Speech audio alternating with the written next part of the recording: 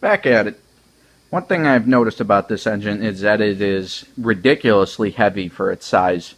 This little thing probably is 300 pounds plus. There's a lot of cast iron on this thing, so in order for my happy butt to get the thing on the press without breaking myself into several little pieces that I'd rather not break, I think what I'm going to do is take everything that I can off of this, starting with the obvious, the alternator, generator, and fan, maybe the crank.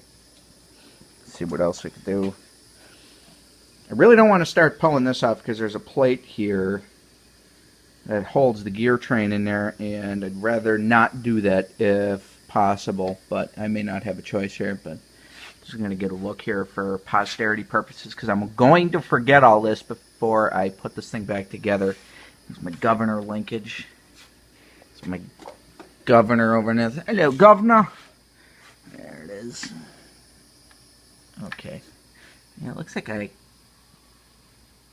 can definitely take the governor off of this thing. I can get the fan partly off. I can definitely get the generator off. That'll save me about 25-30 pounds. Hopefully then I can get this thing where I'm not going to bust my butt. So, alright, let's get to it. Alright, got the fan off, got the alternator off, generator. Why do I keep calling it an alternator? Anyways, brackets, pop that off. I'm getting ready to pluck the governor off here.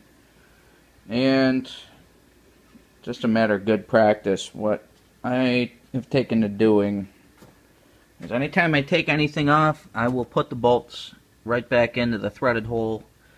That way when I go to screw the thing back together in 8 months, or whenever I get to it, I ain't wondering where everything got to. Perfect example of this. Here is the crank bolt. Not that these are all impossible to replace, but it's just annoying when you go to try to find it and you got to make 50 million runs down to the parts store and match up bolts that you should have had, that you did have, and you just lost them. But anyways, pop off the governor here. This is hard to do this one-handed, by the way. This is almost impossible to do one-handed. Oh, there it goes. And running into things where you just don't have enough room to get a box end wrench underneath there. So gotta go with it open-ended. So be ready for little annoyances like that that show up, because they will. Alright, I'm gonna go get that. I'll be right back. Okay, I was able to get a 1/2-inch socket on that.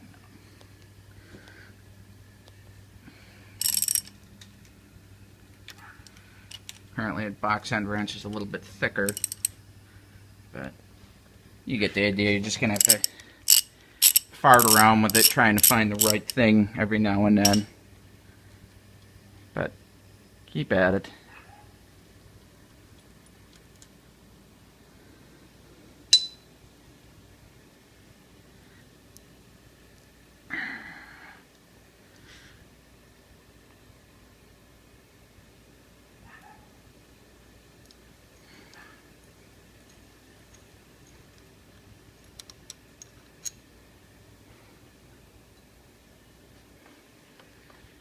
Hopefully I could just...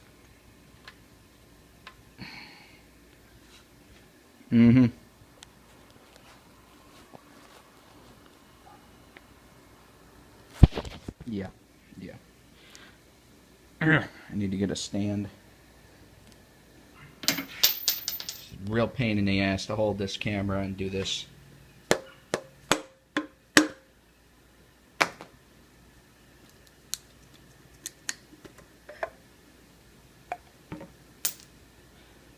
Okay, and governor.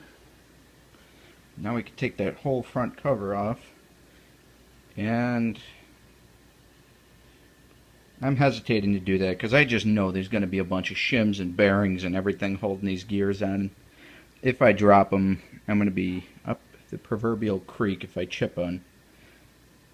So, you know what I think I might do? I might put something foam rubber underneath that just in case anything metal and highly machined drops out.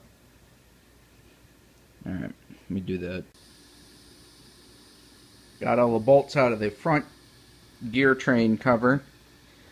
And for the record, these two bolts are the longest ones here. Two bolts holding the governor linkage, the second longest. And the remainder of the bolts are all these short little stubbers. Now, you can either take a piece of cardboard and trace everything out with a Sharpie and just mark short, short, short, long, long, long, long, long, short, short.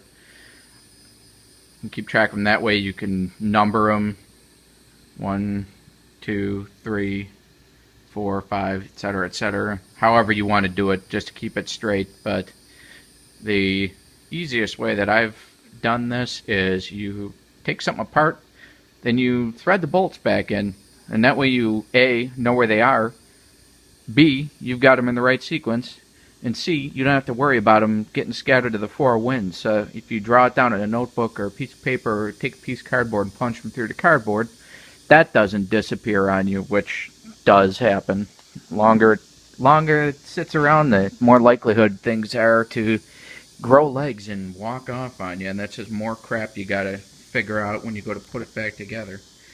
But also got a big blanket underneath here in case any of these gears come tumbling out when I pop this off, because I have a suspicion that they're going to. There we go. Now always when you're doing stuff like that, especially cast iron, you want to work on it with a soft touch. Dead blow mallet's always a plus. You want to watch, perfect example of that. Remember I threaded that washer back into the end of the crank so as not to lose it? Well, there's a seal on that now.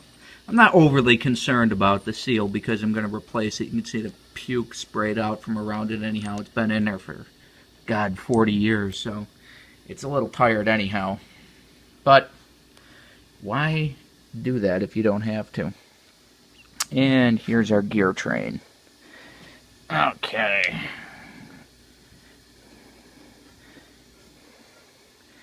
Let's see what we have here. Crankshaft. We've got idler. Yeah, that's an idler. Camshaft's over here. And that's always a 2-to-1 reduction between your crank and your camshaft. That's the nature of the beast. And we got this little wiggler down here. And that is my hydraulic pump. Alright, and we got... Yeah, I'm pretty sure that's just an idler. I didn't see anything underneath the crankcase here to indicate that that goes to anything. Have to check the shop manual. And of course we've got our distributor, and you can see all the timing marks here. We go to put all these together. Two dimples. One dimple here. You know what? I screwed up here. I didn't put this thing at TDC before I put it together. Now that I'm looking at it, that is my spark. So, looks like there's a dimple right there. There is. There's a little dimple do. Great. I just made more work for myself. That's another fun problem when you run into things like this. What you don't know can come back to haunt you, because taking everything apart and moving it around here, I just made a lot of work for myself trying to get this thing back timed the right way. Well, maybe not. Somebody had to put it together somewhere, so I'm sure there's a way to take it apart and not get yourself all crossways.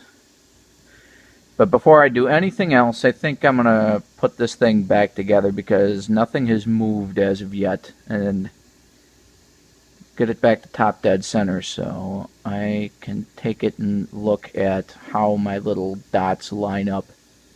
Or, novel idea here, I could just go look at the manual because it tells you how to do that. Imagine that.